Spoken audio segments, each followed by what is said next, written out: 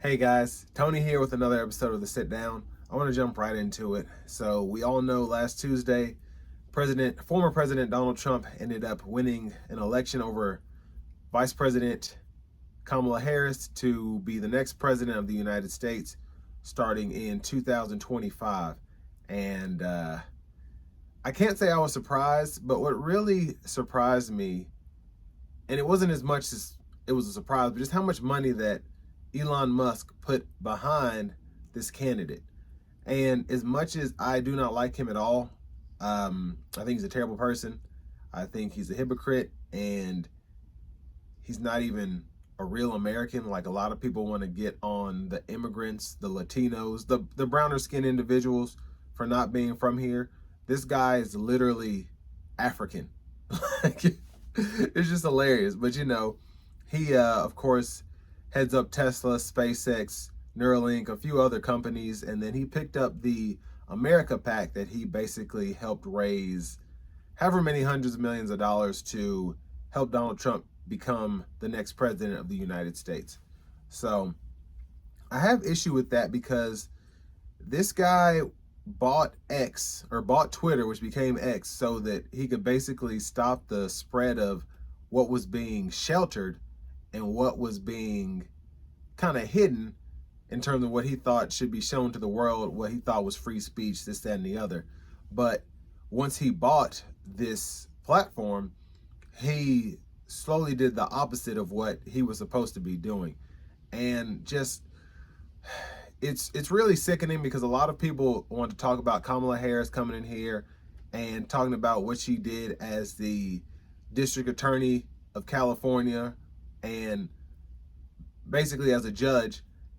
Come to find out that a lot of the stuff that she said was bogus. A lot of stuff that was said about her was bogus, but that was one of the main reasons people said they could never vote for us, because she couldn't be trusted, and she put people that were in prison for non-violent offenses, throwing the book at them, this, that, and the other. But then you look at, again, Elon Musk, who used X to spread not only hate, but misinformation. And a lot of the conspiracy theories that he was heading up, stuff that he was spreading.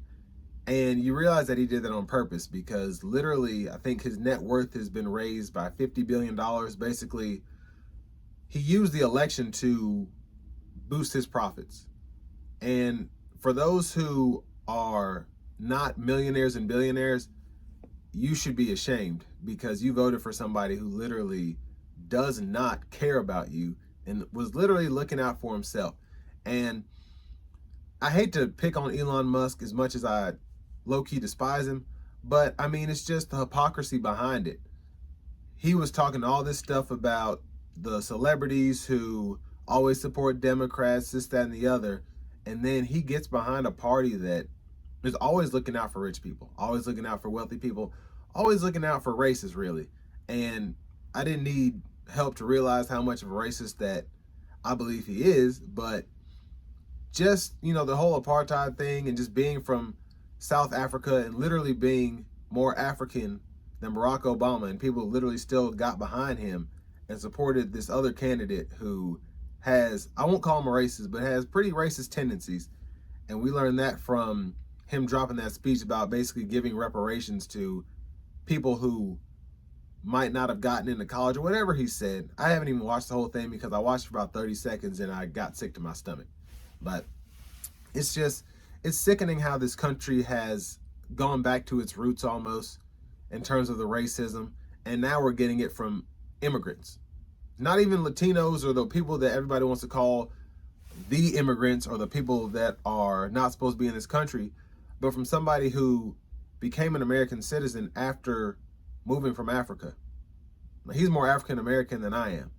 And it should just really, it's just funny. It makes me sick again.